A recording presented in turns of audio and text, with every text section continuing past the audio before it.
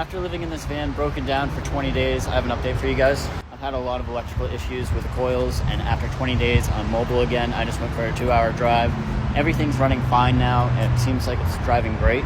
So this is what happened, and this is how I fixed it. A couple weeks ago, I was door dashing, and in the middle of that, my engine started running terrible. I had a check engine light, coil D wasn't firing, and I also briefly got a code for coil B.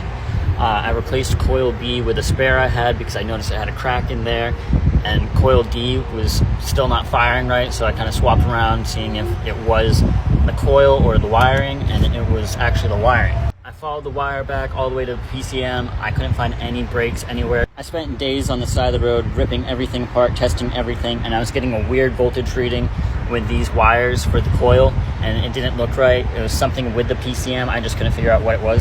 What I ended up doing was buying all new coils and a new PCM because I couldn't find any wiring issues, and usually it's the wiring issues. It's almost never the PCM. But I wanted to be sure, so I bought a new PCM. I ordered the PCM. There was issues with the shipping. I had to wait 2 weeks for something that was supposed to come in about 3 days. Once I got the PCM, I put it in, I hooked it up, and then I realized I can't run the vehicle because the keys aren't coded to it. And this ELM adapter I bought wasn't able to program keys with FORScan. So then I made a TikTok saying, hey, my van's broken. I'm in Long Beach. Anybody know a mechanic that can program keys or PCM or a locksmith? And then the best thing possible happened. You guys mentioned a local locksmith, and the next day, this man came to my van and programmed my keys on a Sunday. He doesn't even work Sundays. It was incredible. I was super grateful for that. So then we fired it up and tested it out. Still had the issue, but it wasn't the same issue. With the old PCM, coil D wasn't firing. With the new PCM, coil A wasn't firing.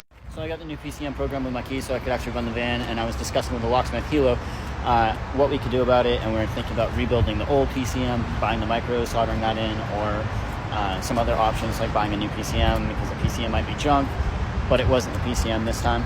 I found the issue the very next day. It was the very bottom connector. I chased the wires back, they were chafing, and one of the wires was almost split in half. So did I impulse buy a PCM thinking that would fix the issue? Yes, but it was only a couple $100 compared to taking that to a dealer or a mechanic.